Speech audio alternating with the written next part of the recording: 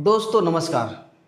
आज पूरे भारतवर्ष में पूरे दिन में जो भी कुछ हुआ है, इसमें से मैं इस वीडियो की शुरुआत एक बहुत ही अच्छी खबर से शुरू करूंगा।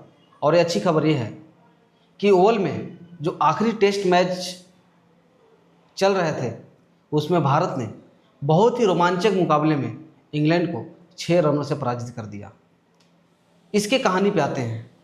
कल तक जो मोहम्मद सिराज एक विलेन के तौर पे देखे जा रहे थे, जब उन्होंने हैरी ब्रूक का कैच बाउंड्री पे छोड़ा था, और लगभग उस वक्त तक ये मैच भारत के हाथ से निकल चुका था, क्योंकि इंग्लैंड को सिर्फ 4 विकेट पे 36 रन चाहिए थे जीत के लिए।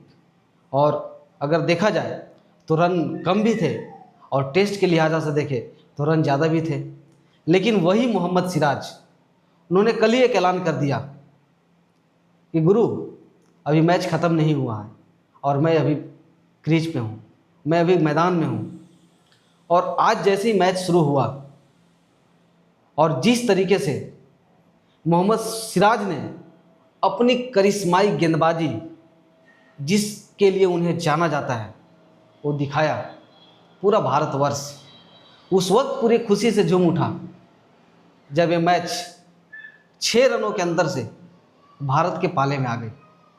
अगर आप मैच को आखिरी 2-4-10 ओवर देखेंगे तो मानो आपको ऐसा लगेगा कि शायद ये कोई सिनेमा से कम नहीं था। तो सभी को बहुत बहुत बधाई, टीम इंडिया को बधाई इस मैच को जीतने के लिए। और 5 मैचों की श्रृंखला में ये सीरीज 2-2 से बराबरी हो गई। हालांकि इंग्लैंड ने भी बहुत अच्छा अपना खेल दिखाया, और ये क्रिकेट है, क्रिकेट अनिश्चितताओं का खेल है, कब कौन जीत जाए, किसकी हार हो जाए, ये आखिरी बॉल तक, अंतिम बॉल तक वेट करना पड़ता है। तो ये रही आज की बहुत अच्छी खबर। और दूसरी बुरी खबर, झारखंड के पूर्व मुख्यमंत्री और 7 बार के मेंबर ऑफ पार्लियामेंट सांसद रहे, और वर्तमान में मुख्यमंत्री हेमंत सोरेन के पिता और झारखंड आंदोलनकारी और झारखंड राज्य के लिए बहुत ही लंबी लड़ाई लड़ने वाले दिसोम गुरु शिबू सोरेन का दिल्ली के गंगाराम अस्पताल में आज निधन हो गया। और जैसे ही ये खबर पूरे देश में फैला, सभी राजनीतिक व्यक्ति, उनके चाहने वाले, झारखंड राज्य के जितने भी पॉलिटिशियंस, सारे के अंदर एक गम का जो शोर था वो दौड़ गया। और बिल्कुल ये लाजमी था।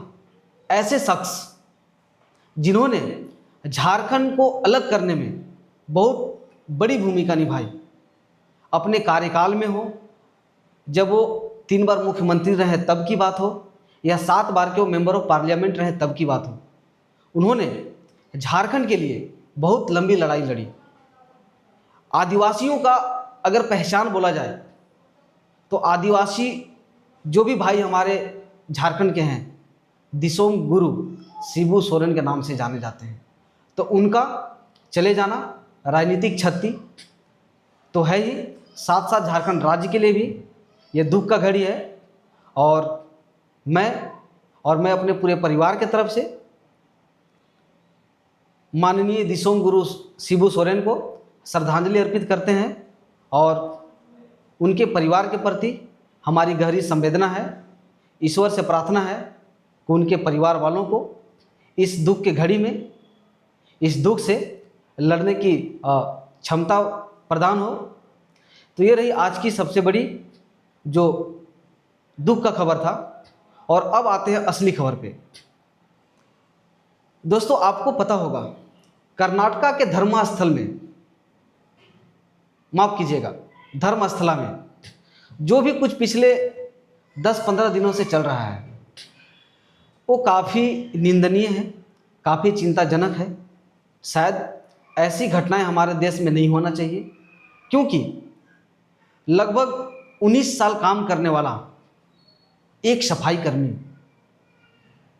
सामने आता है, और जो उसने अपने ये 19 साल के कार्यकाल में धर्मस्थला के अंदर जिस चीज़ को भी देखा, शायद उसे हर एक दिन, हर एक घटना, हर एक लाश दफन करने की प्रक्रिया को उसे झकझोर देता था।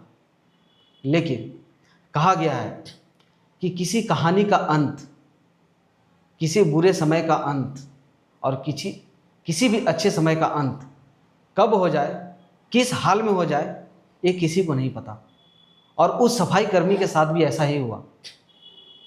जब उसने अपने ही हाथों से अपने ही रिश्तेदार की एक लड़की को उस धर्मस्थला में अपने हाथों से दफनाया, तो उसके दिमाग में एक चीज़ घर कर गया कि जब हमारे रिश्तेदार के लड़कियां ही सुरक्षित नहीं हैं, तो फिर हम यहाँ पे रहकर और ये जो काम कर रहा हूँ, शायद हमारे लिए ये चीज़ शोभा नहीं देता है। और उसी रात वो जो नकाबपोश सफाई कर्मी है, जो इस पूरे धर्मस्थला कांड पे मुख्य गवाह है, वो सामने आता है और नरकंकाल के साथ वो कोर्ट में पेश होता है।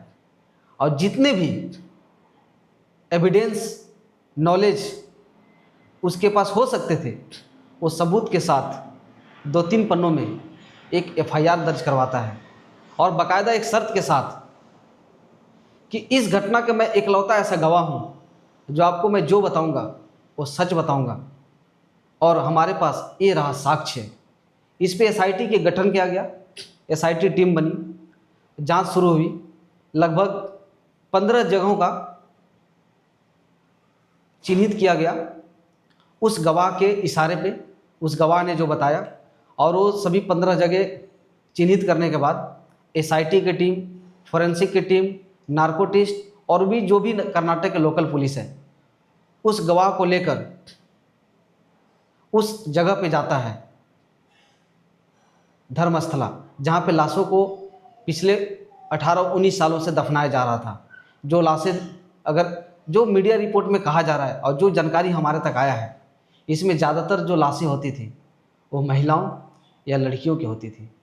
और जो गवाह ने बताया है उससे ये प्रतीत होता है कि जितने भी लाशें आती थी, उसकी बॉडी की हालत को देखकर ऐसा लगता था कि मानो उनके साथ बहुत ही दुर्व्यवहार किया गया हो, उनके साथ रेप किया गया हो, उसके बाद उनकी जान ले ली गई हो और वो धर्मस्थला में दफनाने के लिए लाया जाता था।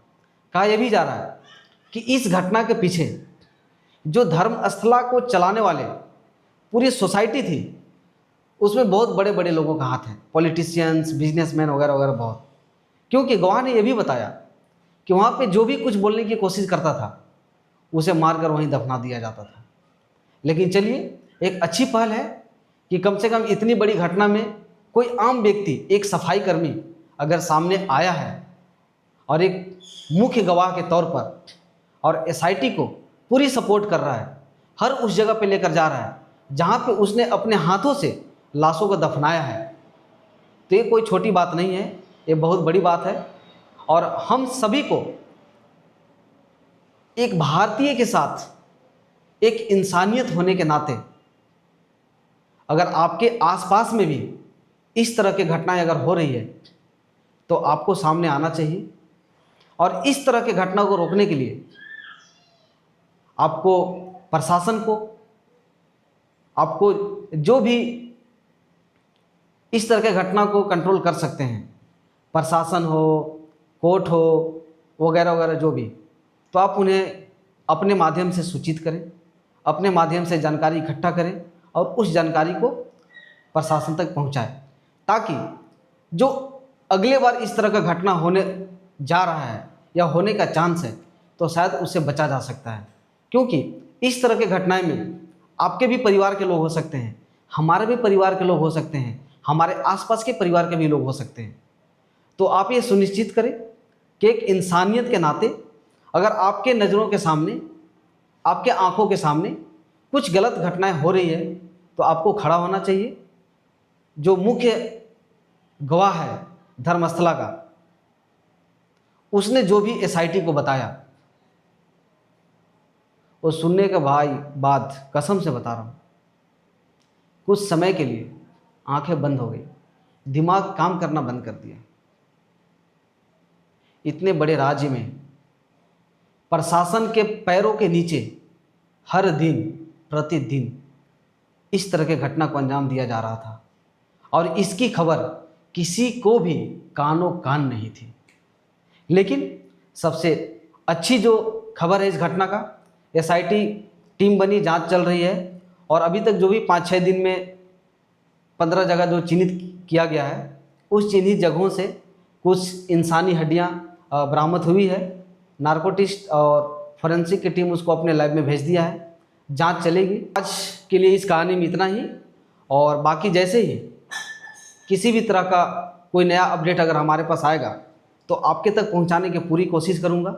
और आपसे एक निवेदन है कि आपने अगर हमारे चैनल को सब्सक्राइब नहीं किया है तो सब्सक्राइब कर लें, क्योंकि जो भी धर्मस्थला या देश या दुनिया से कुछ भी ऐसी बड़ी घटनाएं या कुछ खबरें आएंगी तो मैं आप तक ज़रूर शेयर करने की कोशिश करूंगा।